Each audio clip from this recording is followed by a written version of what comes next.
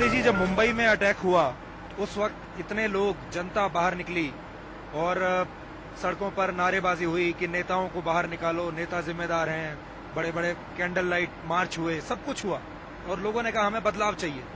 लेकिन जब बदलाव करने की बारी आई, वोट करने की बारी आई, तो मुंबई वालों ने और वोट किया नहीं। इसके पीछे क्या आप कारण मानते हैं? मैं इस सवाल का 2 हिस्से में जवाब देना चाहता हूं। मुंबई में जब हमला हुआ और उस समय चुनाव चल रहे थे, तो दिल्ली में एक टोली है जो हर हालत में कांग्रेस को बचाने के लिए नए नए उपाय खोजती रहती है। उस टोली के लिए बहुत जरूरी हो गया कि मुंबई घटना, आतंकवाद चालू था, गोलियां चल रही थी, वो किसी भी हालत में मतदाताओं के मन को इन्फ्लुएंस न करे। इसलिए उनके ये जरूरी था कि अकेले कांग्रेस को बचा नहीं सकते, इसलिए उसको जनरलाइज करो। और नेता सब चोर हैं, बदमान हैं, और टेररिज्म में इश्यू नहीं है, टेररिज्म पर राजनीति। ये खेल खेल करके एक गुब्बारा खड़ा किया गया चुनाव में कांग्रेस को बचाने के लिए, और इसको मीडिया में से कुछ मदद मिल गई। फिर मीडिया में कंपटीशन है, तो एक चलाता है, दूसरा चलाता है, और वो माहौल क्रिएट किया गया।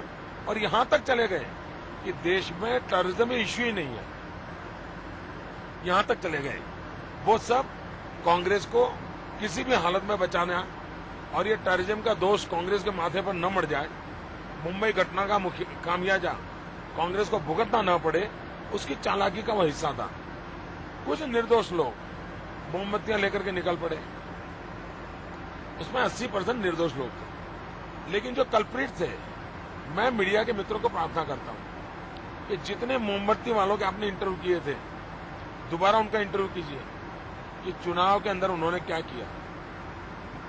इस समय वो देश के सामने 10 लोगों के सामने, 15 लोगों के सामने क्यों नहीं बताया उन्होंने कि ये इतने इतने बदमाश लोग हैं, इनके खिलाफ वोट करो, क्यों नहीं बताया?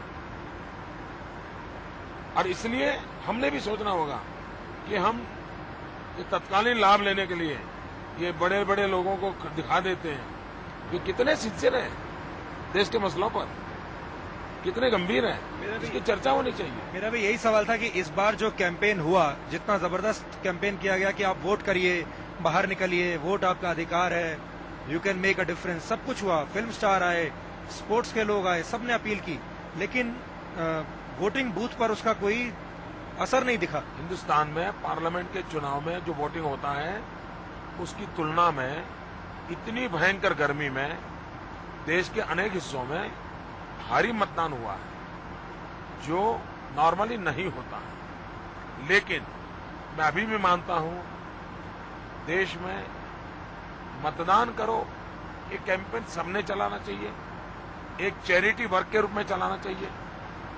अगर लोग नेता को सुनते तो उनको ले जाना चाहिए, एक्टर को सुनते तो उनको ले जाना चाहिए, पहलवान को सुनते तो उनको ले जाना चाहिए, कवि को सुनते उनको ले जाना चाहिए।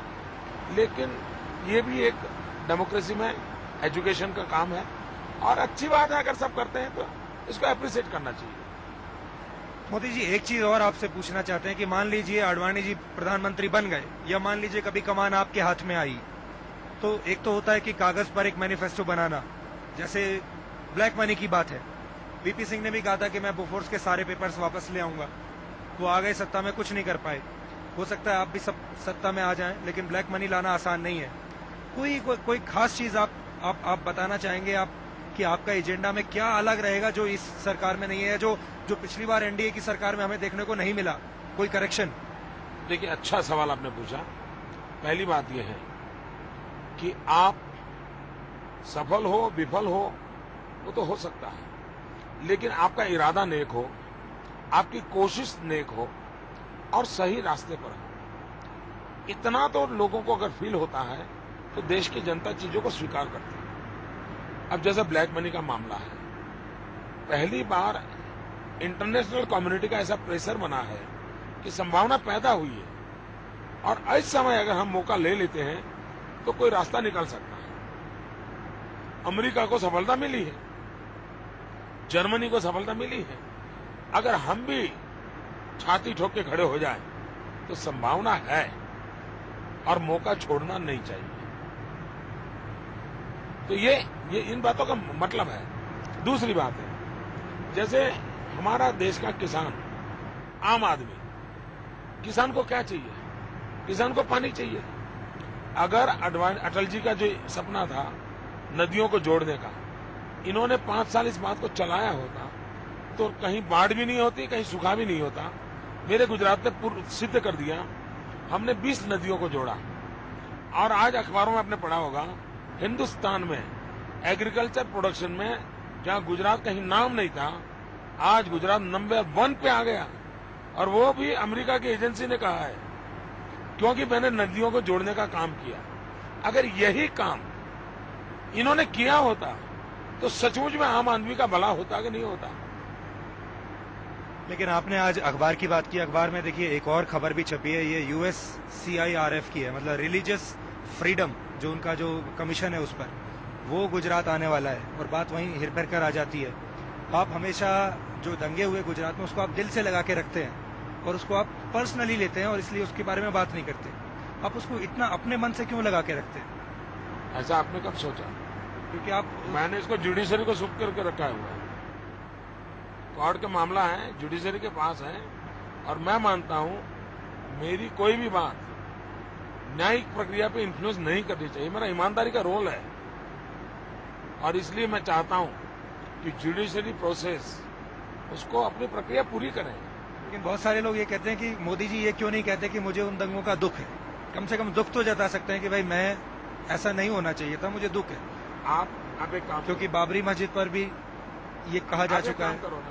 एक काम करो, 2002 के मेरे असेंबली के भाषण, 2002 के मेरे बयान, इसको इकट्ठा करके निकालो ना, इसको दिखाओ दुनिया को। आपको ये रिसर्च करनी नहीं है। नहीं, हमको करनी है, लेकिन हम 2002 में जो आपने बात बोली वो आप 2009 में भी कह सकते हैं। और ये ऐसी चीज है जिस पर सब लोग कहते हैं कि ये वाकई दुखद घटना थी। कौन है ये सब लोग? यानी कौन है? नहीं, इस पे ये सब लोग हैं जिन्होंने 3 बार मुझे मुख्यमंत्री बनाया चुनाव जिताकर।